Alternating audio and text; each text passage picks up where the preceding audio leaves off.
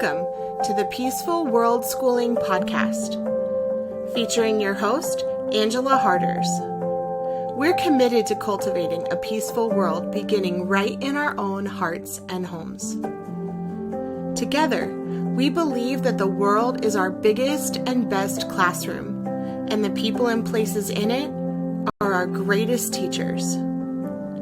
So I invite you to join me on the adventure of a lifetime, beginning with a conversation that can change the world.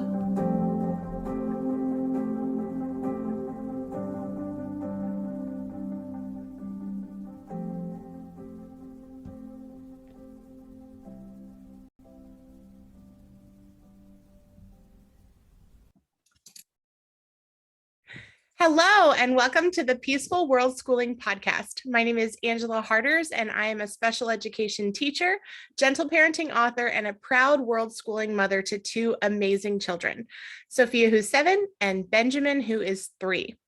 Today on the Peaceful Worldschooling Podcast, I have the privilege and honor of introducing you to Charlotte Caunter. Thank you so much for joining us today as we have a conversation that can change the world. Charlotte, thank you for being here. Thank you so much for having me. I'm really excited to chat with you. Me too. I'm really excited to have you on. To get us started, would you mind sharing just a little bit about you, your family, and your story? Yeah, for sure. So my background is actually in mental health, and I actually used to work with kids and teens and adolescents and families. And then while I was working in that career, I kept burning out consistently. And then I ended up getting diagnosed with cancer at the age of 32. And during that time I went the conventional route, and then I was getting a bit frustrated, and I also dove into the holistic health world. So I used an integrative approach to my healing. And as I was diving into my healing, my best friend was diagnosed with cancer, and she ended up passing away at 34.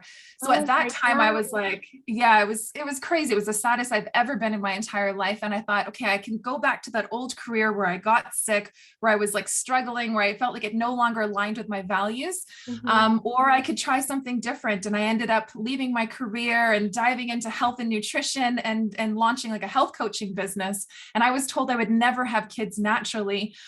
And I was able to have my 2 little monkeys naturally, without fertility treatment, which is pretty rare, after going through chemo. And it completely changed the way I viewed the world, which led me to homeschooling my kids. Oh my gosh, that's incredible. First of all, I'm just so honored, that you were able to go through so much and still have this beautiful smile on your face and be here and taking those difficulties and those challenges and using them to push you forward into creating something new. Like you mentioned, that's absolutely beautiful. And I'm so sorry about your best friend. I can't even imagine how devastating that must have been, for you at such a young age to be dealing with that kind of loss, I'm blown away. I feel like there's so many things I want to ask you. And I could definitely relate to your story too, where you were saying about how you thought about going back to that career that just didn't align with your values anymore. And that's exactly the position that I'm in right now. I'm a public school teacher. I was a public school teacher. And I'm struggling with this because I was a public school teacher, but I'm unschooling or world schooling my own children at home. And so I was feeling that conflict of like working in this space that doesn't align with my values, exactly like what you said. And then now I'm here working hard to create something new that is more aligned with what I believe and what I want to see created in the world. So it sounds like I got goosebumps. I got goosebumps. I think that's so powerful. Like, again, like it's like we get caught between a rock and a hard place. And it's like, well, what are we going to do? Are we going to stay there and complain about getting squeezed? Or can we rise up and create something different from this pain? I think that's how you start changing the world. It truly is. It truly is. And being able to take those difficult and challenging moments and really reflecting on, I only have one life to live. And especially as someone who has survived cancer, I feel like that must be, so much more present for you, that reality that this is it, like I have one life to live, and really choosing to devote and invest your time and your energy into something that really matters to you and something that you're passionate about. Yeah, Yeah, so true. So true. I think, yeah, when you're faced with those difficulties, or when you're faced with death itself, it's like the other challenges, it's, you understand, it's like, well, nobody's dying in this situation. We're going to be okay. Our basic needs are going to be met. We're going to be okay. What adjustments can we make or change, for our lives or our families? And yeah, that's where the magic lies, in those Yeah. moments. So Mhm. you have two children, you said? Yes, I have a 6-year-old girl and a 5-year-old boy, Jasmine and Oh, Kai. Yeah. that's wonderful. So did you always plan on homeschooling them, or how did that come about? How did you choose to homeschool? Because I know that's not a common choice. Yeah. So it's funny, like, growing up, I always like babysat, or I was always drawn to camps, or, I was always drawn to like working with kids. And then when I had children of my own, I was like, man, it would be amazing one day. It was always like one day, like a 10-year plan. One day maybe I'll start a holistic health school, because I think that's so empowering to really incorporate, more, a lot of things that we didn't learn in school, like how to manage stress, how to manage our health, how to manage our finances, like so many things we just don't talk about in school that I think would be really empowering, that if we could incorporate into, what we're already learning. And then March 2020 happened, and then I thought, okay, well, and everything was locked down, and here I had one in JK, one was at home with me, and they said, okay, she's got to go on the computer for 2 hours in the morning and 2 hours in the evening, or in the afternoon, and you're going to have to sit with her. And I thought, that's not going to work. I'm like, are you crazy? Yeah. I'm like, she's, at the time she was 5, you just turned 5 years old, and she's supposed to spend 4 hours in front of the screen. I'm like, that didn't feel comfortable.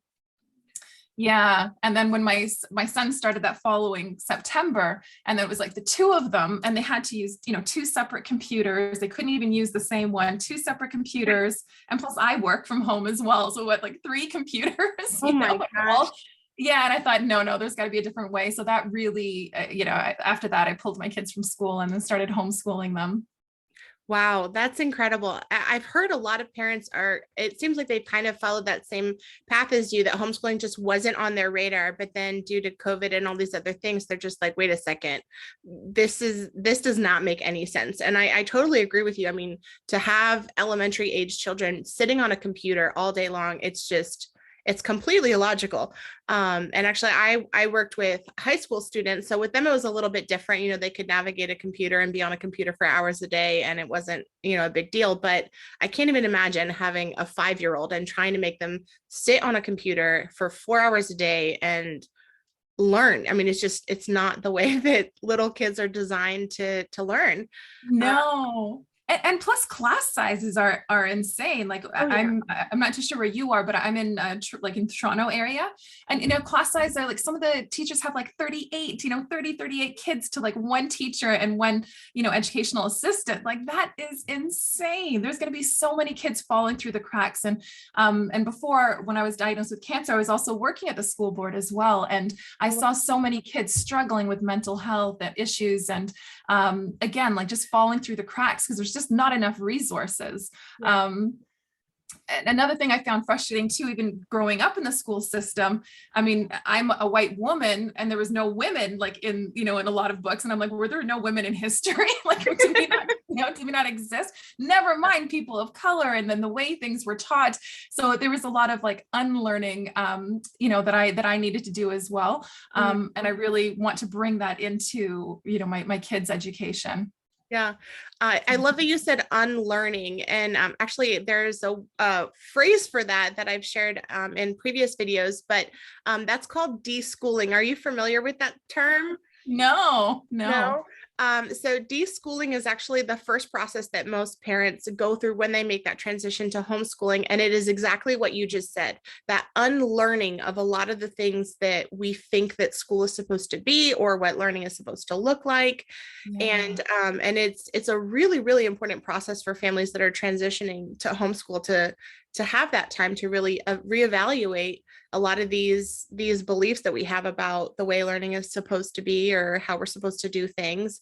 And I'm curious, what kinds of things have you felt like you have had to unlearn about schooling or learning in general? as you started this homeschool journey? Yeah. Well, I think, a lot of times when we're going through school, we're taught that we have to excel in like all areas. Like, what did you get? Oh, you got A's and everything. Oh, what was that C in, or what was that D in? And then all this energy gets focused on the C and the D. And then it's like, well, what do you need to do to elevate that to get to an A? And it's like this constant state of competition, a constant state of like not feeling good enough as well, I think.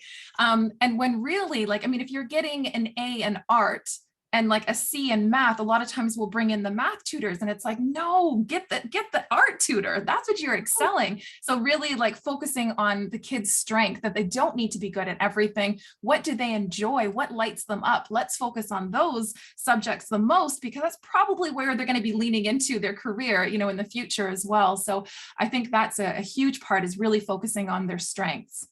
That is an absolutely mind-blowing, revolutionary idea. And you're so right.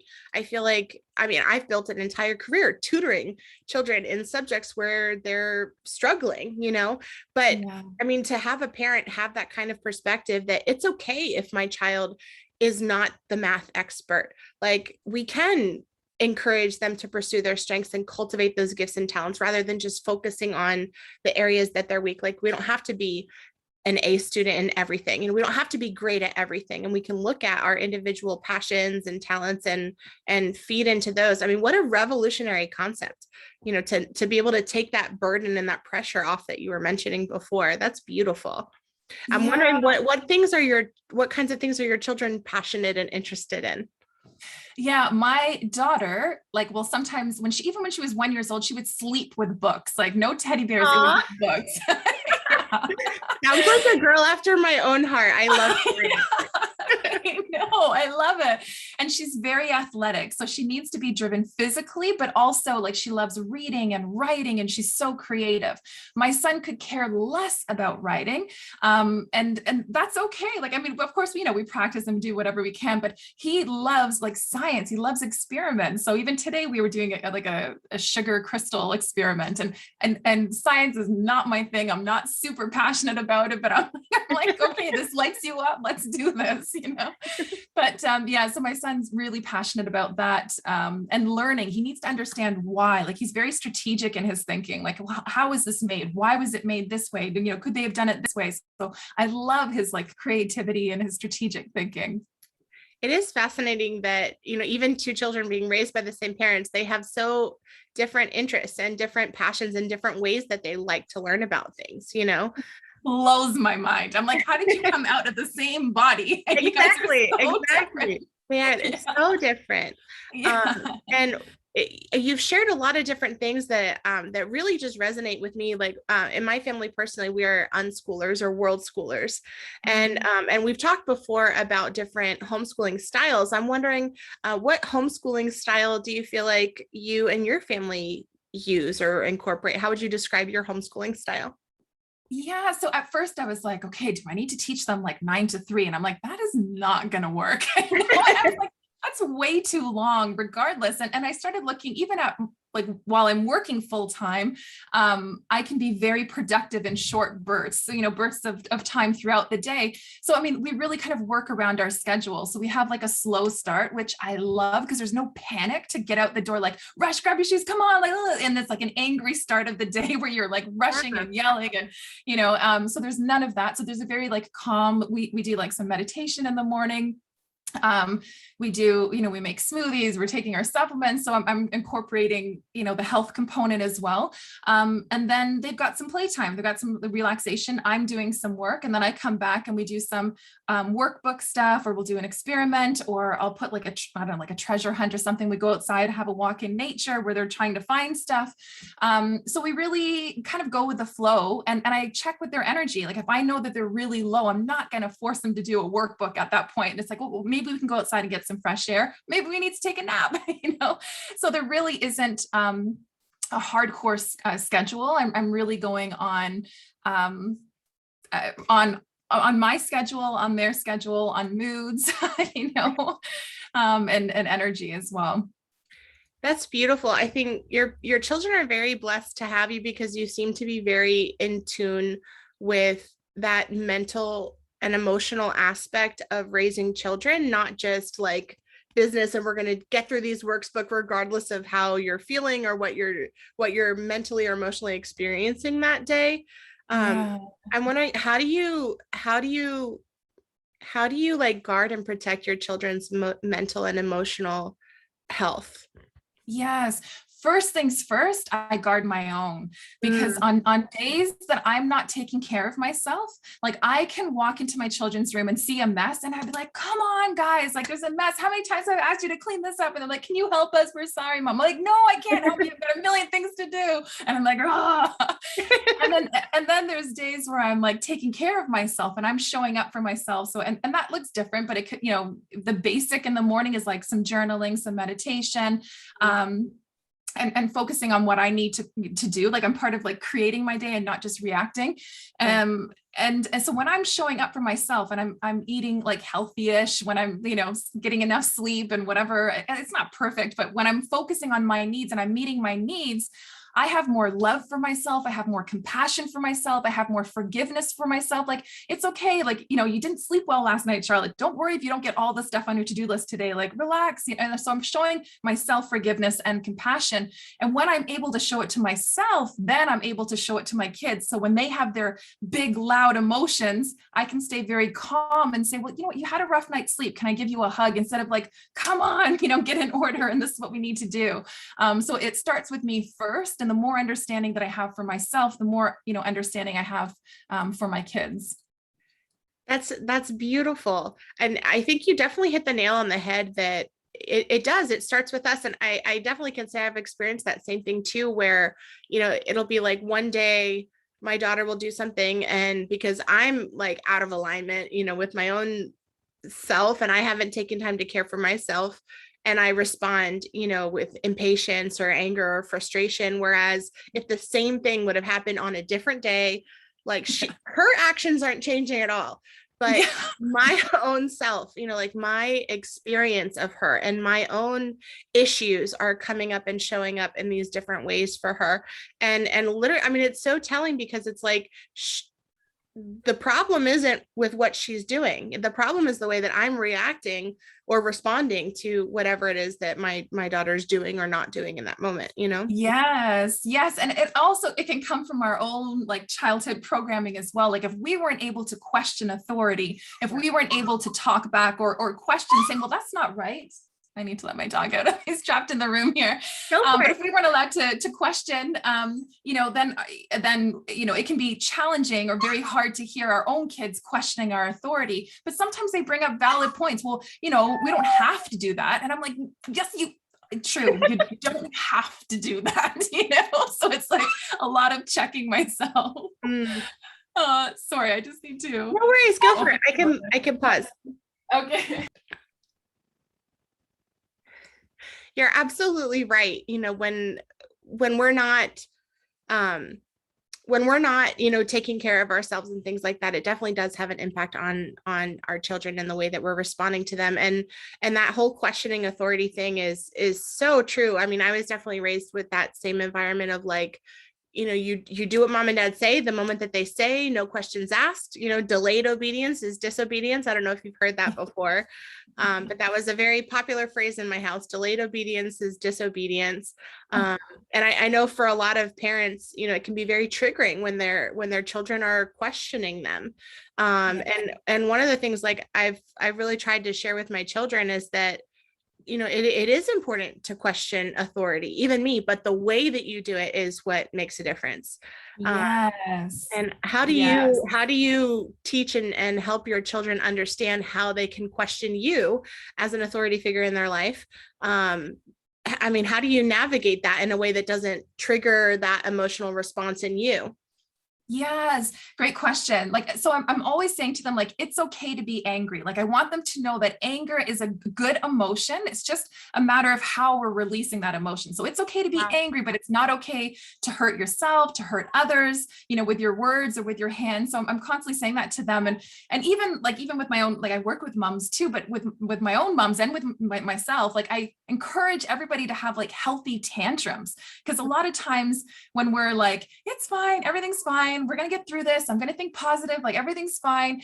And we're ignoring like a big old like rock in our shoe. And we're kind of like walking through life going, it's fine. Everything's fine. I'm going to get through this. And it's like, no, we've got to acknowledge that big rock and get it out. And a lot of times when we're like storing those emotions in our body, stored emotions becomes anxiety, and stored anxiety becomes depression. Stored depression can turn into like illness or disease in the body. So I never want my kids to ignore those emotions. I want them to get it out in a healthy way. And I might say to them like, hey, do you want to scribble on some paper if they're like frustrated? Or, do you want to, sometimes I'll put ice in a reusable grocery bag. That one's my favorite because you hear like the ice crunching. Like, do you want to hit this? So I'll help them get their frustrations out in a good way. But or I'll give them, an alternative. Yes, you could, which way sounds better to you? And then I might mimic them, like how they behaved. I might like roll on the ground or yell or scream or whatever. And then I say, or you can say it this way. And I give them the alternative. I'm like, which one feels better to you? Because when you're doing this, I can't hear what you're saying. I'm just seeing what you're doing. So it's really hard for people to understand you. So I try and like, get down on their level and get it out, in healthy ways, normalize it. Those are some really, really incredible strategies and useful strategies. I'm going to have to try the one about the ice. You said you just put it in a Ziploc bag and have them hit it, or? Yeah, like those reusable grocery bags. Yeah. And then you can, because then the bag won't split or break, and you can put a bunch of ice in there and then just hit it. So even for us moms, I mean, many of us were like burnt out already, before 18 months ago. And then 18 months since, it's like, whoa, there's just so much coming at us. So a lot of times we need to get that energy out before we can move to like, well, what were the lessons here? And what can I take away from this? It's like, we can't get to the lessons until we really feel what we're feeling and really be honest with ourselves and say, yes, I am angry, or I am frustrated, or I am sad. And how can I get this out in a healthy way? And a lot of times if we're feeling it 10 out of 10, we have to get it out 10 out of 10. So sometimes it could just be like scribbling or having a nice talk with our friend because we felt it, 2 out of 10, and we got it out 2 out of 10.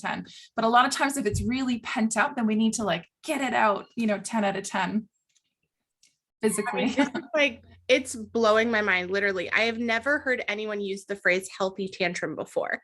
Like ever. I mean, that's a revolutionary idea, to really give yourself permission to express those emotions in a healthy way and not try to suppress those feelings and those emotions. I mean, I know for myself, and I'm sure a lot of people that are listening, we're taught and we're told that anger is a bad emotion and that we shouldn't be feeling angry and that we don't have a right to express our anger, whether that be, yelling or I don't know, any of these different ways that we feel anger and we do, like, I feel like we suppress a lot of those negative emotions or things we label as a negative emotion.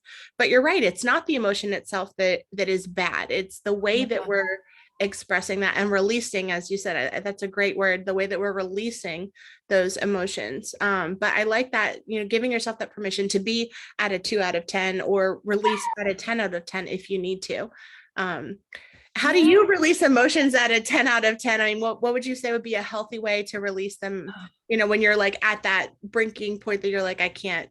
Yes. When I'm at that breaking point, I make a promise to myself never to make any decisions, because nothing good is going to come from making decisions. Like, should I stay friends with this person? Should I stay in this relationship? Should I leave my job? Should I pull the money from my bank? Like, no, don't make any big decisions when you're in that state. And the first thing you need to do is release that emotion. So you could put on angry music and dance and kind of stomp around. You could smash a pillow. You can, again, smash the ice. You can scribble. You could pull out a journal and just be like, that mother, and just kind of like get it all out, like swearing, scribble. Like when I'm journaling like that, it just looks like scribble, but I'm getting all those words and those thoughts and those, whether it's like a sense of injustice or worry or whatever it is, and I'm getting it out on paper. And once I feel like I've calmed down again, then I kind of turn into my own parent, and I'm like, okay, I kind of talk to my inner child, and I'm like, okay, baby girl, like, what do you need? Do you need sleep? Do you need some water? Oh yeah, I haven't had any water today. Okay, let's drink some water. Have you eaten anything? Do you need to take a bath? Like, what can I do to like nurture myself just so I feel safe again? Because a lot of times when we finally release that, we feel very vulnerable. Stress is the adult word for fear. So the opposite of that is feeling loved and feeling safe. So it's really important for us to feel loved and to feel safe. And when we do, then we can show up and, and be that for our kids as well.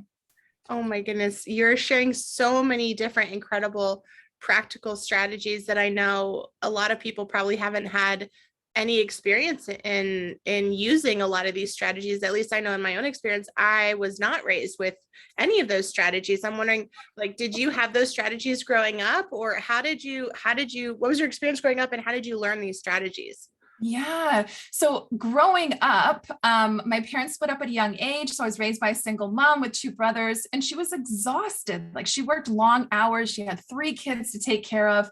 And I love my mom, done lots of healing. So I have no anger, no resentment whatsoever now. Back then I did, and a lot of emotions that my mom shared was just like emotionally kind of closing off, because she was just like, this is too much to handle. I just need to shut off emotionally. She had nothing left in us to kind of pour into us. So there wasn't like a hugging environment. It wasn't, there was a lot of anger. There was a lot of yelling.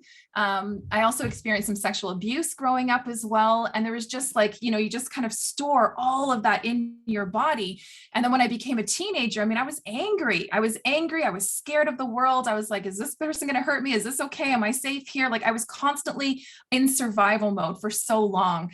And then I was in a relationship for like 7 years, and we were trying to get pregnant and it didn't work out. And then I jumped into another relationship, and I was like, somebody please love me, because I don't know how to love myself. And then boom, I got hit with cancer, and cancer ended up being my like ugly miracle, because it brought everything to the surface. It's like, well, why did I get cancer? Why did this happen? They're like, you must have had it in your family. I didn't have it in my family. So why did I get it? And I remember talking to my oncologist, and I said, well, what else can I do besides surgery, chemo, and radiation? I said, what, he's like, well, nothing, just show up and get your treatment. I was like, that doesn't sound right. I said, well, what about diet? What about nutrition? He said, Charlotte, diet has nothing to do with your health. And I was like, what? And I was angry because I was like, Betty, like, I know if I eat like crap, I feel like crap. And, not only like bloated or whatever, but I'm also cranky. And if I eat well, then I know it has a direct impact. So like, that made no sense to me. So that really forced me to dive into the holistic health world. Plus my background was in mental health for a reason, because I wanted to dive into my own healing. But once I started combining them, like, oh my goodness, we are storing so many emotions in our body, especially women, because women tend to be, we're taught to be like good little girls, like be a good little girl, do what you're told, people please, go see if they need any help, and we store so much in our bodies. But when we really step into our power and start learning how to release that in healthy ways, this is where we start breaking that generational pattern, and we set up new structures, new, belief systems for our own children. So I really believe it starts with us. That's amazing. And you're talking about how our body like holds on to this trauma, and you're absolutely right. I was reading a book a couple months ago called The Body Keeps the Score. I don't know. Have you read that one? No, I'm writing that down though. Oh, yeah, I'll put a link in the notes if anyone is interested in that book. It's called The Body Keeps the Score. And it speaks to exactly that, of how our body remembers the trauma that we experienced as children growing up, even before we can consciously remember that trauma. And it has a physical impact on our bodies. And I've heard of a lot of people think that a lot of times that cancer sometimes can be a result of that, like having that trauma that's suppressed, and then our body's not able to detox, appropriately. And what a courageous thing for you to be able to be in the situation of dealing with cancer, and then looking to go back to those roots of health and healing and wellness as a part of that healing for you. That's wonderful.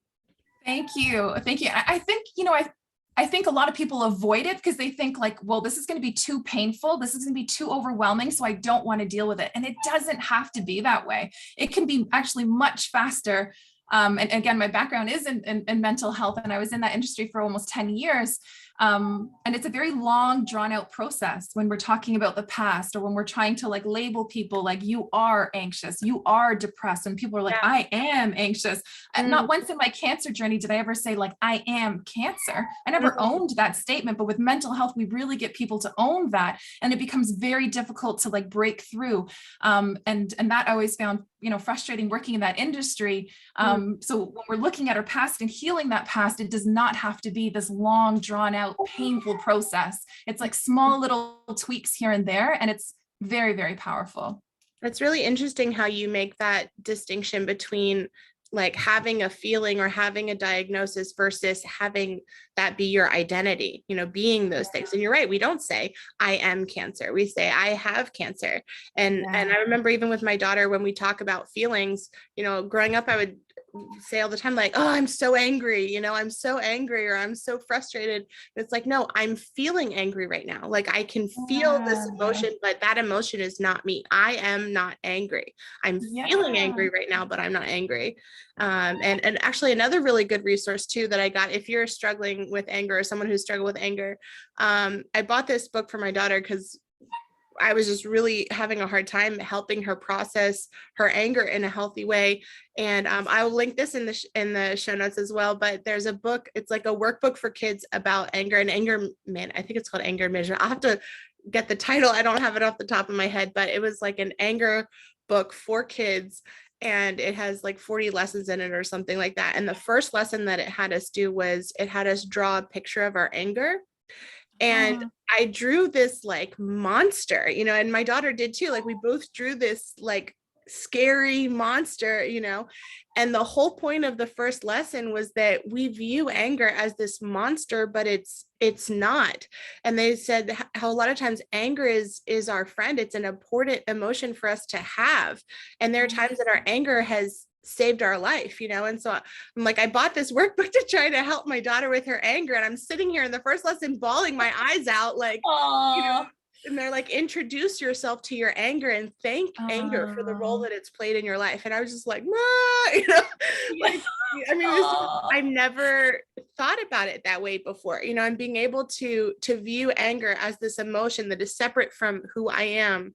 And being able to value that emotion for the role that it's played in keeping me alive, Yes. Oh man, that's so powerful. I was watching this show on Gaia on the weekend, like some documentary thing, and they were talking about our two basic emotions. When we first, humans became humans, was fear and frustration. And I was like, like they couldn't think of better emotion. And then when I started thinking about it, I'm like, oh man, like fear is that need for survival. Like that's what keeps us alive. And it's like, okay, I'm scared. What can I do?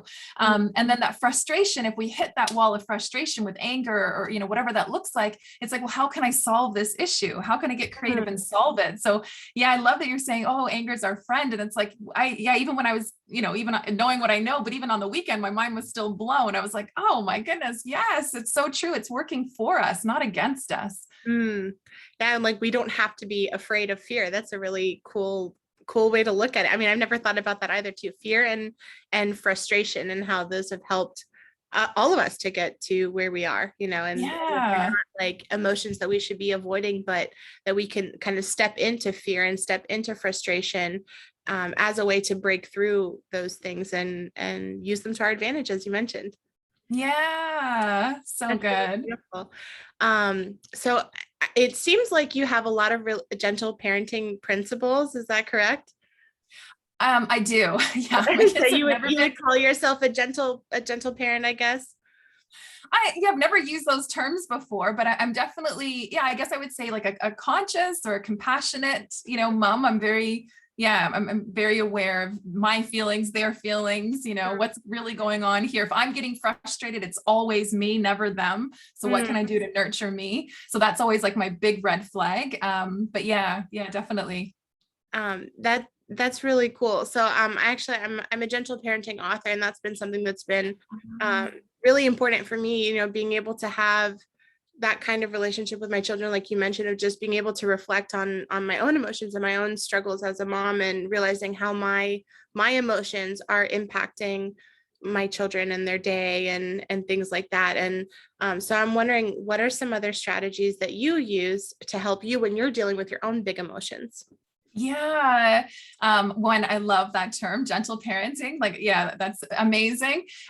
So when I have my big emotions, or even when my kids, if I'm taking care of myself, then I'm usually pretty good with my kids. And when they're having their big emotions, I always try and like offer options. So it's never like, you have to do this. I'm like, okay, would you rather do this or this? What feels right for you? Or do you need some time alone? I never say like time out. No. I'm like, do you want some, quiet time? I go, just think about what you're feeling and come out whenever you're ready. So it's never like a punishment, but it's definitely time to reflect, I'm trying to think, what else do I do? Yeah, it's usually like choice. And a lot of times when they're having like tantrums and they think like, just leave me alone. I said, okay, I will leave you alone. Can I just give you a hug before I leave? And they're like, I don't want one. And I said, okay, I'm just going to give you a quick one. And then usually when I, just kind of soften them in, they just kind of like, melt into my arms, or sometimes they need space and I walk away, but it's usually like, what kind of, form of like physical touch can I give them? Hugging or even just, just touching their head, letting know that I'm here to them. We also have this book, I can't remember what it is, but in the book, it talks about like, I love you when you're angry. I love you when you're sad. And so I have those types of conversations with them afterwards, just reinforcing like, you don't just have to be a good girl for me to love you, or a good boy, I'm going to love you through all of the messiness of, growing. Yeah, that's beautiful. And I like that you mentioned timeout as well, because I know that's a very popular parenting strategy. And I was raised with timeouts. And when I first had my daughter, that was, when I had decided early on that I was not going to spank her. Actually, I kind of stumbled my way into gentle parenting because I was researching the Bible, what the Bible says about how to spank. And it was in researching the Bible that I was like, wait a second, there's no biblical basis to hit my child. And so I was like, okay, well, if I'm not going to spank her, what am I going to do? And it was like, timeout was the thing, I was like, okay, I guess we'll just do timeouts, and, but I kind of took a similar approach to you as well. A lot of times we use timeouts in this punitive way of like, you did something bad, so I'm going to send you away into this corner until you feel bad enough or whatever. And we just like isolate our kids. But I love that you use that not as a punitive measure, but as a way of self-care. Again, that's another strategy that we can use for self-care. Because even as adults, like if I'm having a hard time, I need a timeout, like I need a break, Yes. And so that's beautiful that we can still use that strategy of timeout, but the way that we're using that strategy is what makes the difference. Am I using timeout as a way to punish my child or hurt them or try to shame them or humiliate them? Or am I using timeout as a strategy, as a coping strategy, teaching them that removing yourself from a stressful situation or from, a toxic environment or whatever, like that is a way that you can care for yourself and process, some of those emotions in a healthy way.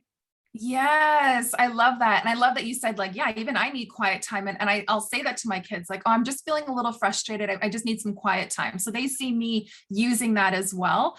Another big thing that I did not grow up with was apologizing. It was just never said in our house. It was just like, don't talk to each other. Okay, it's gone now. Maybe 2 days later. And it's like, okay, now we can talk. So even like if I get mad at them and then I'll go back in and say, you know what, I'm really sorry. I was tired. I was feeling frustrated. It wasn't right for me to, express my anger that way. So they see me modeling, apologies and seeing them do it too, like lights me up. That's interesting. So good. Do you like make them apologize, or is that something that they just kind of naturally, organically do because you've been modeling that for them? I'll encourage. I don't say like, right, like, okay, you've got to go apologize. Like there's none of that, but I'll say like, when you're ready, can you please apologize? Let's apologize. Because it wasn't fair for her to feel this way or to get hit or whatever it is. And I don't force them to do it, but when they've gotten to that calm state and they're feeling a little bit better, then I'll see them, go up to one another and be like, sorry, blah, blah, blah, for doing that. So they do it on their terms, not when I want them to do it, but I'll gently encourage them for sure. I love that. That's beautiful. And I think even you modeling that is so important. I don't know what it was. I feel like the generation of our parents, that just was not a thing. Like, it was like this real separation of parents as this authority, and that, I can't even tell you how many times I've talked to other people and they're like, my parents never apologized to us ever. Like that was like unheard of. Yeah. And I mean, what a beautiful gift to be able to give your kids, of being able to, as an adult, be able to admit when we're wrong and to ask for forgiveness and to look for ways that we can make it right. That in itself is another beautiful skill that we can teach our children through modeling that for them. Yeah. And it gets them questioning authority. Like even if people in authority can make mistakes. So like question everything. If it doesn't feel right, question it. Yeah. Yeah. We definitely need a lot more of that nowadays. Because, and actually that was a big part of why we chose to homeschool, was that same idea of that, in the school system, we're taught you cannot question authority. Like, the teacher's always right, the student's always wrong. The teacher's the one who has all the truth. The students are the ones that are there to learn. Like, they don't really have valuable things to contribute. It's so, just kind of shoving that idea of respecting authority, no matter what, no matter who they are, no matter what they've done or what anything. And I think that's definitely an area that we need to change in our schooling systems, is giving children the opportunity and the right to be able to question anything and everyone, but to do it in a way that is, you can do that in a way that's respectful and kind and considerate. And, you don't have to be rude to question authority.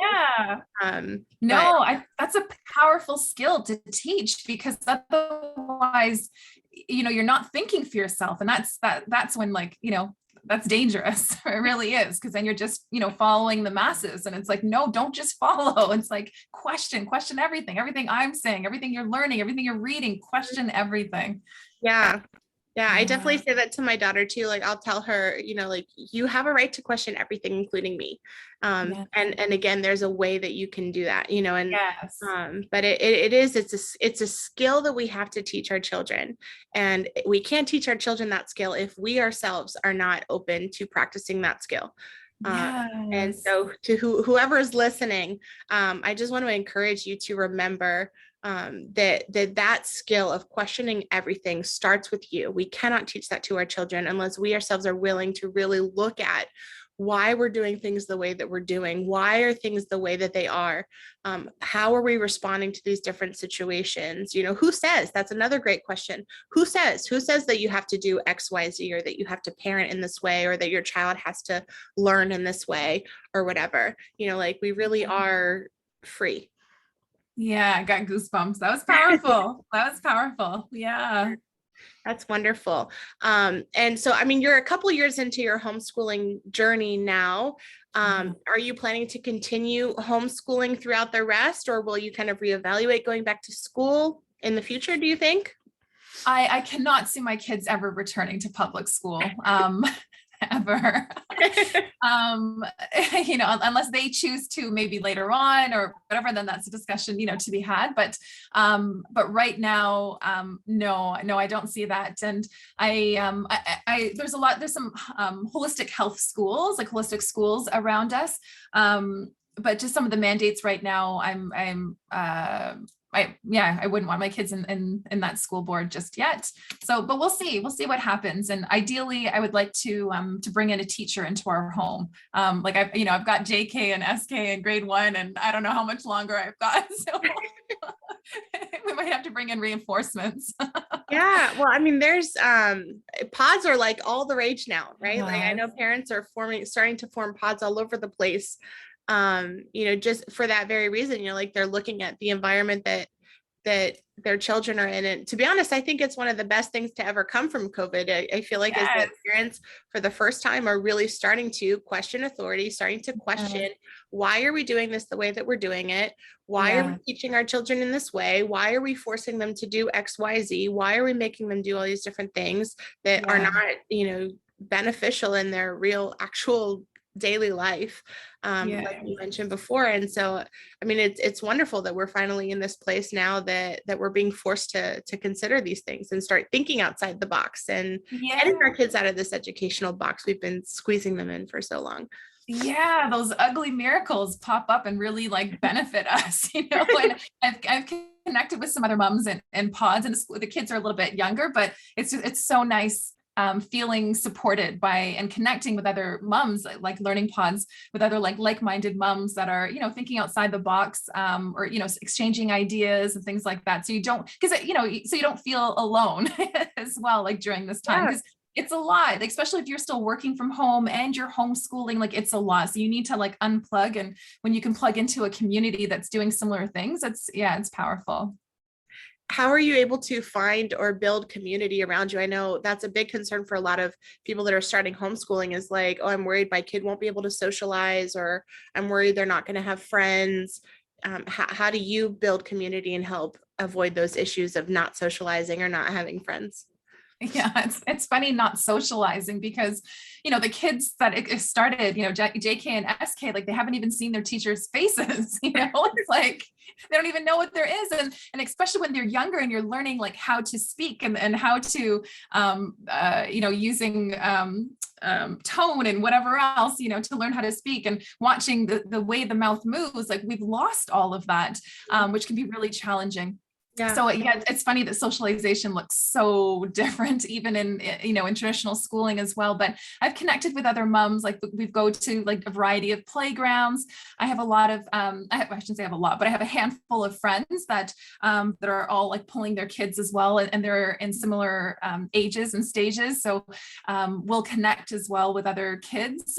They've got cousins as well that we'll hang out with. So I'm definitely conscious and aware that they desire it, like they want that socialization, so they still get it. They still get it.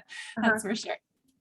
That's awesome that you're building this community and that you have other friends and family members that are close by that can kind of partner with you on this journey and let you know, like you're not alone, like, and you don't have to be alone when you homeschool. You're not on this island somewhere. Like you really can create these beautiful opportunities for friendships and relationships and community, not just for your children, but also for you, as you mentioned, connecting with other moms, and how important that is for us as moms to build relationships and have other friends that are on the same page with us that can walk with us as we go on this journey together.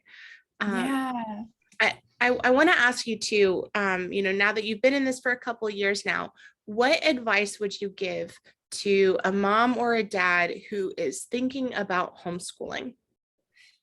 The first thing I would say is that homeschooling can fit into your schedule and into your child's schedule, that it does not need to be like the structured day where it's like 9 to 3, this is what we're doing this hour, next hour. Like that is going to cause a lot of stress. You're putting a lot of pressure on yourself, a lot of pressure on the kids as well. So really like make the schedule work for you. Like we'll still have like, themes, we'll still have like, we have an idea of what we want to accomplish each day. But we really go with the flow. So I think if you're really trying to be gentle and compassionate with yourself, go with the flow, and go what feels right, and connect with others that are in the similar situation. That's wonderful, wonderful advice. Someone that I wish someone would have told me to a long time ago when I was beginning, because I definitely wanted to do that structured learning, like you mentioned from the beginning. And you're so right. Like, and again, that goes back to that deschooling process, right? Of looking at, this is the way that we've been taught that learning is, or what it's supposed to look like, or how fast or how slow they're supposed to be, and where a kid is supposed to be in first grade or second grade or whatever, and being able to question that and reflect on those things and know it doesn't have to look like that. Learning doesn't have to look like sitting at this table from 9 to 3, doing these workbooks, doing these worksheets. It can look like doing super fun science experiments with your mom, or going on a nature hike outside. Like that is just as valuable learning as sitting at the table doing a boring math worksheet, Yeah. I was just saying that to someone this morning. I'm like, when do you always do math? I'm like, we went for a long drive on the weekend and I was giving them math problems and they were like using both their hands and figuring it out. Like, so there was a math lesson, like as we were driving, Yeah. Yeah. And a lot of times I feel like those are more fun, like when you're driving and it's like this game that you're playing. But I know if I were to ask, if I were to try to get my daughter to do the exact same math problems by like, sit down and do this worksheet right now and have that, like that force and that manipulation of her time and that control, like trying to control her learning of math, it would not go well for either. No. It's like resist, right? Yeah. And I'm like, learning should be fun. If you're miserable and I'm miserable, something's wrong. Like something's off, Yes, exactly. Learning should be fun. That's it. It should be. And it is. Like true, authentic learning is fun. And it's something that we enjoy. Like we shouldn't have to force or coerce learning at all. And if we're trying to force and coerce our children to learn, I mean, it's just going to kill that innate desire that our children are born with that love of learning and that natural curiosity that all kids have, when they're first born. Yeah. And it's such a beautiful way for us to connect with our own inner child. And it's like, oh, okay, this can be fun. Okay, cool. Let's do this experiment. Okay, cool. Let's go find some animal prints in nature, and it's like a great way for us to be like, take it light and take it easy and connect with our own inner child.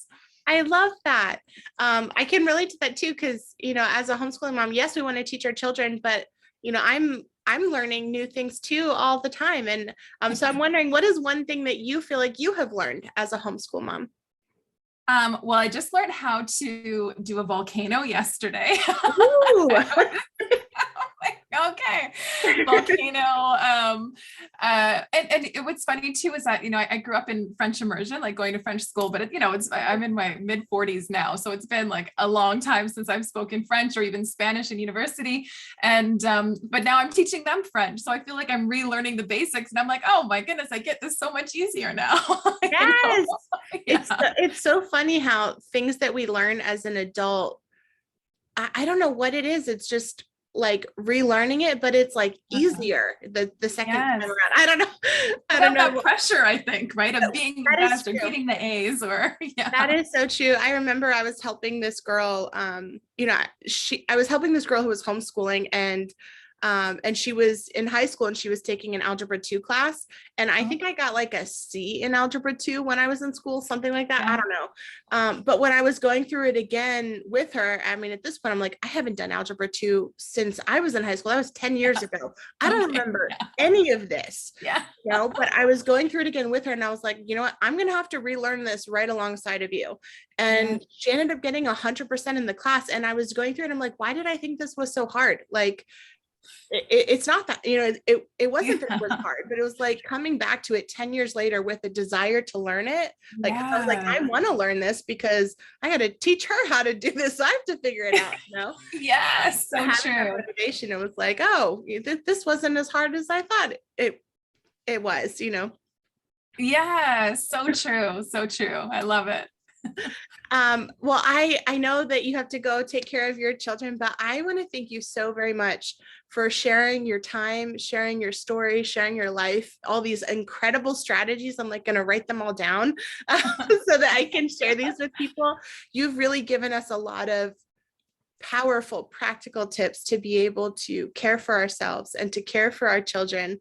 And I'm so blessed and honored to have met you and to have been able to have shared this last, 45 minutes or whatever with you.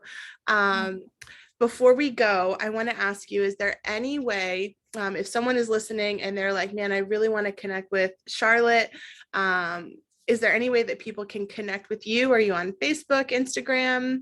Yeah. So I've got my website, health.shero.com.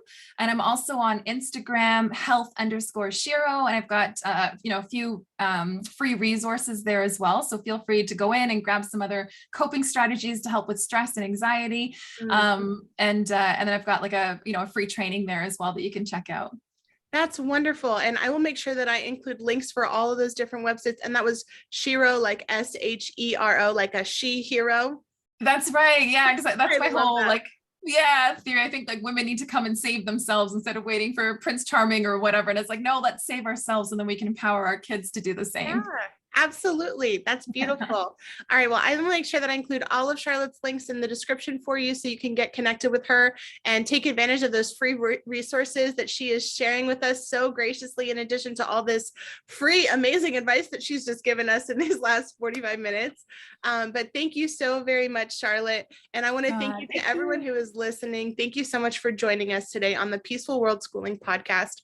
I truly hope that this episode has been as much of a blessing for you as it was for me. Remember that new episodes are released every single Tuesday, and so make sure that you subscribe so you will not miss a single one. All right, I hope that your day is as wonderful as you are, and we will see you next Tuesday. Bye. Join us next Tuesday on the Peaceful Worldschooling Podcast. I'm your host, Angela Harders, and I hope that your day is as wonderful as you are. If you like this video, please make sure you subscribe and click the bell so you will not miss out on a single episode.